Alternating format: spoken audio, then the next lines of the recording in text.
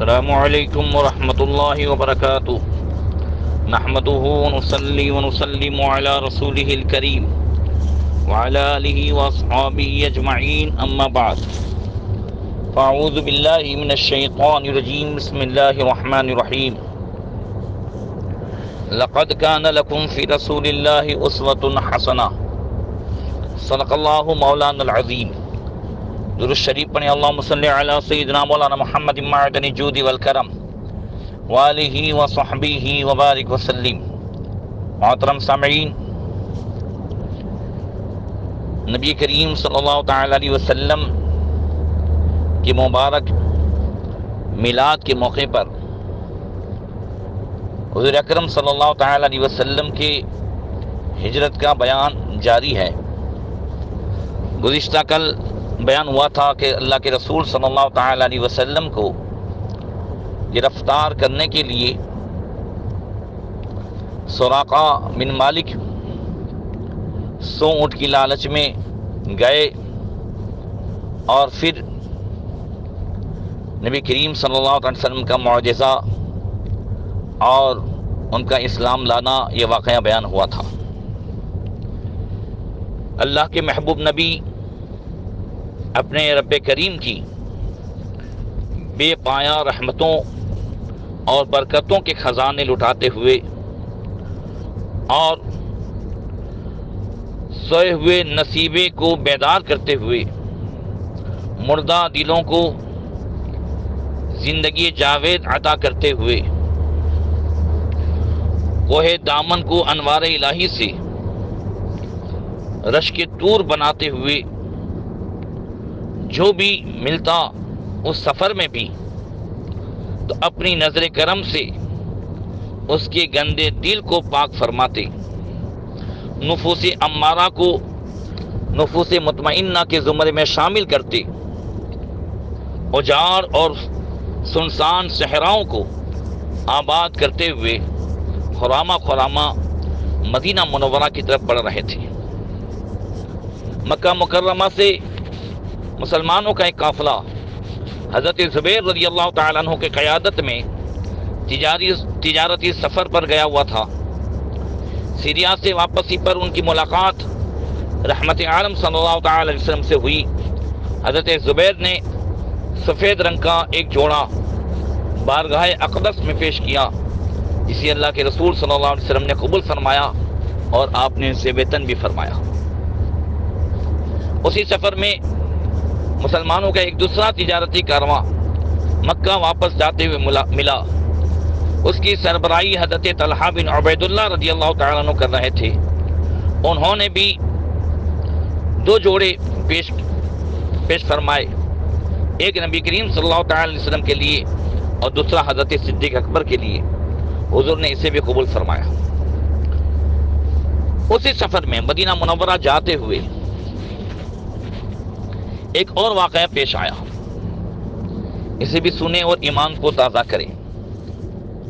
حضرت بریدہ بن حصیب الاسلمی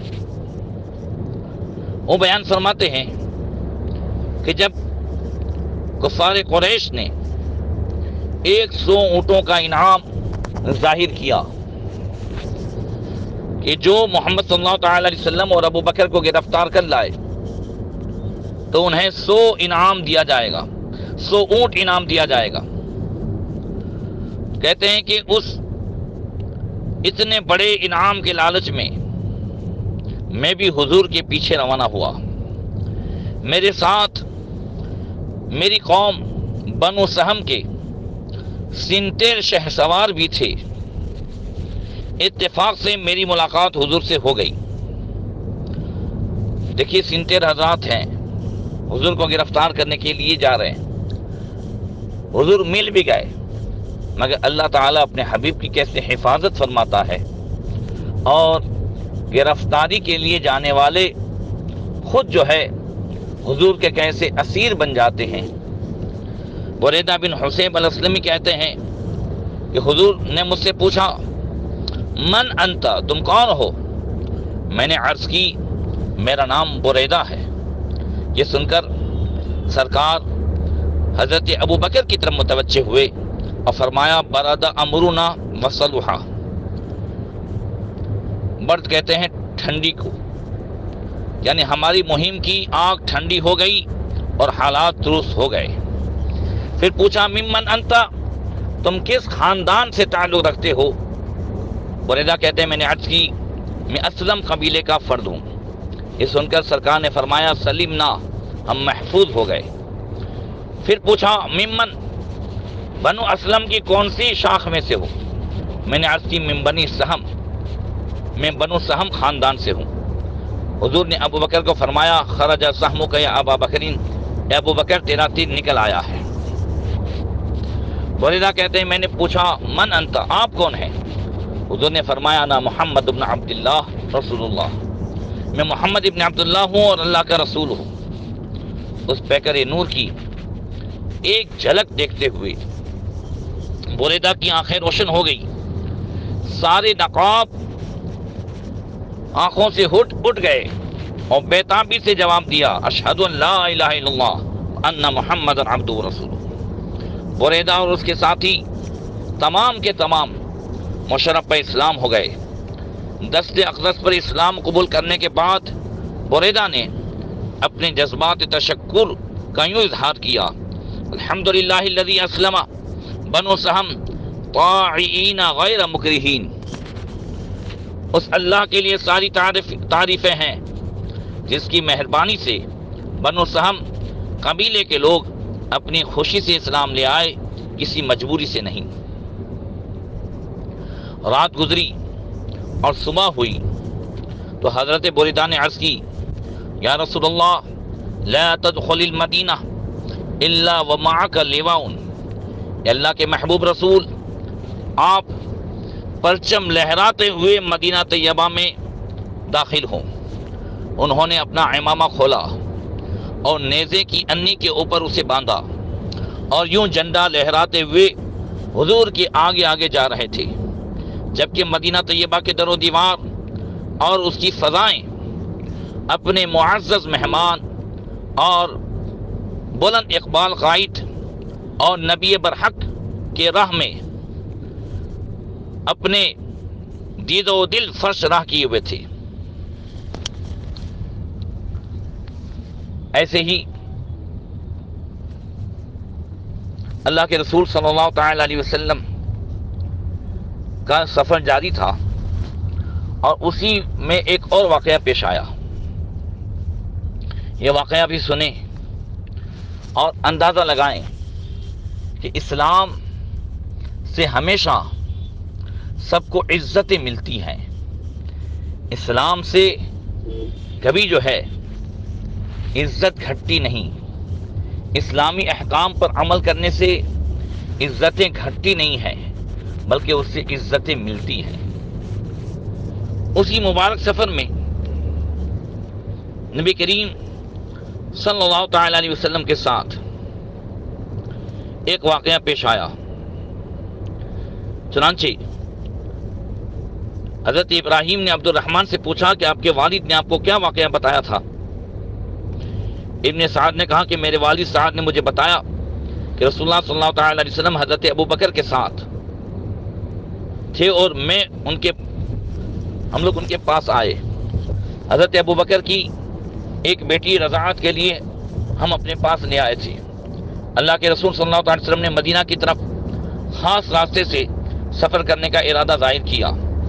سعد نے عرض کی ھذا الغامر من رکوبہ، آپ رکوبہ سے غامر کے راستے سے تشریف لے جائیں، لیکن وہاں بنو اسلم قبیلے کے دو چور رہتے ہیں جنہیں المہانان کہا جاتا ہے، اگر حضور کی مرضی ہو تو ہم ان کے پاس سے حضور کو لے چلیں گے۔ نبی کریم صلی اللہ علیہ وسلم نے فرمایا خذ بنا علیہما، بے شک ہمیں ان کے پاس سے لے چلو۔ سعد کہتے ہیں جب ہم روانہ ہوئے تو وہ دونوں چور راستے میں کھڑے تھے، ایک نے حضور کی طرف اشارہ کرتے ہوئے دوسرے کو کہا ھذا الیمانی، یہ یمانی ہے۔ رسول اللہ صلی اللہ تعالی علیہ وسلم نے ان کو اپنے پاس بلایا، ان پر اسلام پیش کیا، ان کی بگڑی ہوئی تقدیر کو بنانے والا تشریف لے آیا تھا۔ انہوں نے بغیر کسی حیل و حجت کے اسلام قبول کر لیا۔ حضور نے ان سے پوچھا تمہارے نام کیا ہیں؟ انہوں نے کہا نحنل مہانان، مہان کہتے ہیں ذلیل کو، یعنی ہم لوگ تو ذلیل ہیں، ہم دونوں ذلیل ہیں۔ حضور نے فرمایا بل انتم المکرمان، حضور نے فرمایا اسلام لانے کے بعد اب تم ذلیل نہیں رہے بلکہ تم عزت و شرف کے مالک بن گئے ہو، اور تم دونوں محترم و مکرم ہو گئے ہو۔ سبحان اللہ، اسلام ہمیشہ سب کو عزتیں دیتا ہے، اسلام سے کبھی عزت گھٹتی نہیں ہے، اسلام اور اسلامی احکام پر عمل کرنے سے ہمیشہ عزتیں بڑھتی ہیں۔ آج ہمارا خیال یہ ہو گیا ہے کہ اگر ہم اسلامی احکام پر عمل کریں گے تو عزت جائے گی، شریعت کے مطابق شادی بیاہ کی محفلیں رچائیں گے تو عزت جائے گی، داڑھی رکھیں گے عزت جائے گی، اسلامی لباس پہنیں گے عزت جائے گی۔ اسلام کسی کی عزت کو نہیں لیتا، اسلام تو ذلیلوں کو عزت والا کرتا ہے۔ اسلام جو ہے وہ جو چور ہوتے انہیں بھی سردار بناتا۔ اللہ اکبر، بڑی ایک پیاری بات یاد آئی، حضرت سیدنا یوسف علیہ السلام کی شان میں ایک شعر پیش کرتے ہوئے اعلیٰ حضرت کی بارگاہ میں ایک شاعر نے یوں پڑھا، اور حضور کی شان کو بڑھاتے ہوئے اس طرح پڑھا کہ شان یوسف جو دبی تو یہیں آ کے دبی۔ اعلیٰ حضرت نے فرمایا ایسے مت پڑھو، حضور کسی کو دباتے نہیں ہیں۔ کہا پھر میں کیسے پڑھوں؟ کہا ایسے پڑھو کہ شان یوسف جو بڑھی تو اسی در سے بڑھی، یہاں سے سب کو بڑھایا جاتا ہے، کسی کو دبایا نہیں جاتا ہے۔ سبحان اللہ۔ بہرکیف اب اللہ کے رسول صلی اللہ تعالی وسلم نے انہیں حکم دیا کہ وہ اس قافلے کے آگے آگے چلیں اور ہمیں مدینہ تک چھوڑ آئیں۔ مدینے والے کو نبی کریم صلی اللہ تعالی علیہ وسلم کی مکہ سے روانگی کی خبر تو ملی تھی، اسی دن سے ان کی آتش شوق بڑھ اٹھی اور روزانہ وہ حضور کے انتظار میں رہتے۔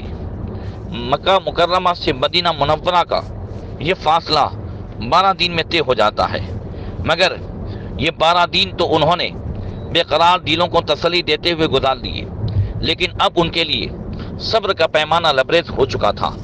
وہ اجتماعی شکل میں اپنے آقا کے استقبال کے لیے مدینہ طیبہ سے باہر ایک پتھریلے میدان میں جمع ہو جاتے اور سورج ڈھلنے تک انتظار کرتے، پھر مایوس ہو کر گھروں کو لوٹ جاتے۔ اس طرح روزانہ جو ہے نبی کریم صلی اللہ تعالی علیہ وسلم کا استقبال کرنے کے لیے وہ آتے، دوسرے دن بھی اور تیسرے دن بھی اسی طریقے سے۔ تیسرے دن پھر وہ صبح کے وقت اپنے آقا کی راہ میں دل و نگاہ کو فرش راہ بنانے کے لیے اس میدان میں انتظار کرنے لگے۔ سورج ڈھلنے کے قریب ہو گیا، دیواروں کے سائے بھی سمٹ کر ختم ہو گئے۔ انہیں یقین ہو گیا کہ اس مائع مبین کے طلوع ہونے کا بظاہر اب کوئی امکان نہیں رہا، تو وہ آہستہ آہستہ گھروں کو لوٹنے لگے، یہاں تک کہ میدان خالی ہو گیا۔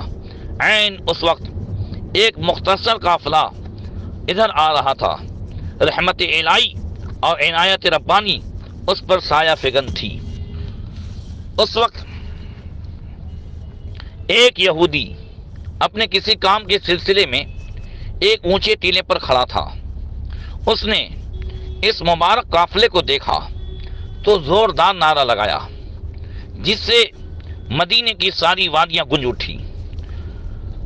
وہ کہنے لگا یا بنی قائلہ ھذا جدکم قد جاء، اے قیلہ کے فرزندو، یہ ہے تمہارا بخت بیدار، دیکھو یہ تمہارے پاس آ گیا ہے۔